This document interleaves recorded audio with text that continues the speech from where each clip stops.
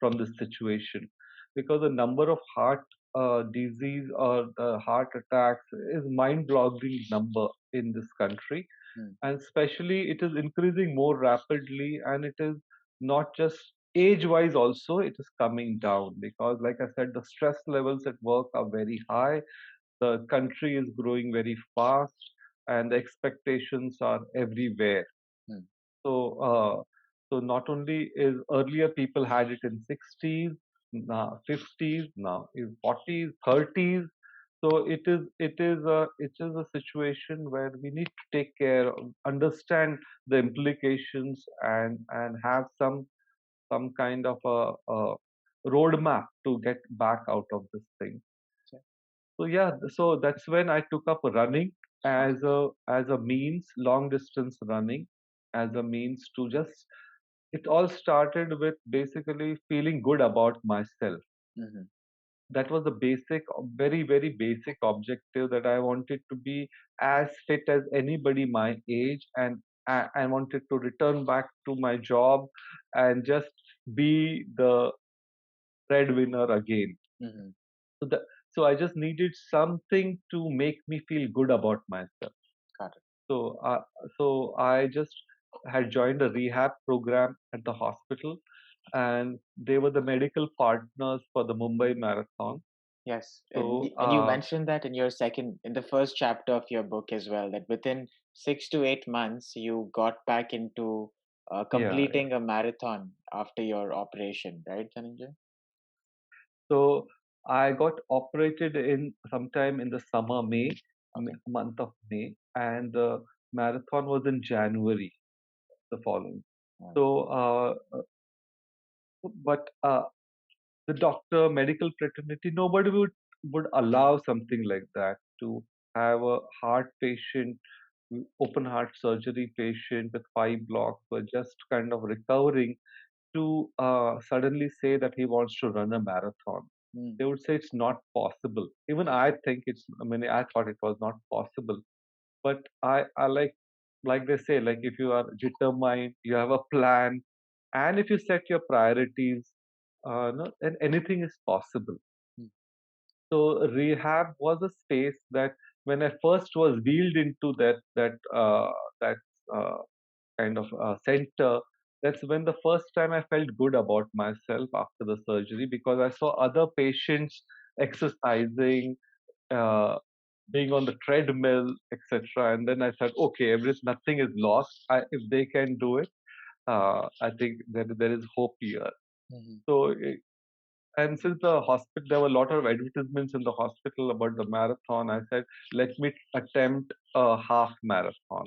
The Mhm. doctor said it is not possible. You have to first demonstrate that you can run 30 minutes on the treadmill in the rehab, and then we will may think about allowing you to dare something like. So I started with 2 minutes of run on the treadmill, with all the wires coming out, because they are monitoring your performance of the heart, your lungs, etc., your heartbeat, wirelessly monitoring it. But it feels good because you are in a controlled atmosphere. Mhm. Because first time when you are stepping on the treadmill after such a big surgery, you are unsure. So when there are doctors monitoring you, you keep looking at them, whether you are doing well, whether any parameter is not well, or whether it's out of whack. So yeah, so it started with 2 minutes. I was sweating by then, because I was not an athlete ever. Like I said before, I was never into any sports or any such thing. Okay. So this was a new thing for me. But I, from 2 minutes, it became 4 minutes, 8 minutes, 10 minutes, and by the end of 2 weeks, I told you, like I was determined to do it. I could do the 30 minutes at a very slow pace, but I did it. So then the doctor said, okay, I think maybe we can look at something like this. So you joined a proper professional running group outside, Mm. and they suggested one group which had a couple of doctors also running. Okay. So they said you train with them, and you report to us on a weekly basis. And if there is anything wrong, please stop it immediately. And they gave a do's and don'ts, like if your heart rate crosses, I run with a heart rate monitor. So if your heart rate crosses 145, just slow down or start walking, Mm. and do not overexert yourself. Mhm. Just because some other runner is running faster than you, don't try to overtake you. Maintain your pace, and all those kind of advices: what medicines to take, what medicines not to take, what diet to follow, etc. Mm. So yes, I started running outside with this group, and slowly it started with a 4K, then it increased gradually, and it started in September, my training outside, Mhm. and the marathon was in January, half marathon I enrolled into. Yeah, so by December, from 4 kilometers, I had ramped up. I used to run 3 times a week. Okay. Uh, Sundays was generally the long run. Otherwise, it was a shorter run on weekdays.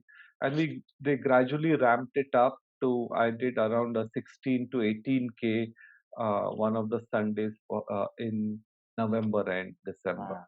So Wow. by then, so I knew that I was well prepared by then.